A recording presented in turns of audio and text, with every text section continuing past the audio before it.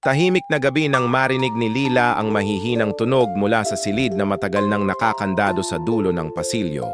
Hindi niya maintindihan kung bakit, pero parang may humihila sa kanya papunta roon, isang kakaibang pang-akit na hindi niya matanggihan. Nang mabuksan niya ang pinto, bumungad ang alikabok at isang lumang bahay papet na nakalagay sa gitna ng silid.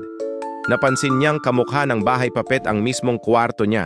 Bawat kurtina, bawat laruan, pati ang maliit na kama ay eksaktong kopya.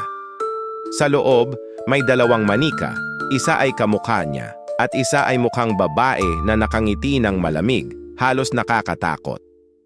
Lumapit siya, pinagmamasdan ng mga manika nang biglang gumalaw ang kamay ng manikang kamukha niya. Kumakaway ng dahan-dahan. Napaatras siya, nanginginig sa takot. Sa salamin ng bahay papet, nakita niyang gumalaw din ang manikang nakangiti, hawak ang isang maliit na susi. Mabilis nitong nilok ang pinto ng bahay papet, kasabay ng pagsara ng pinto ng totoong silid.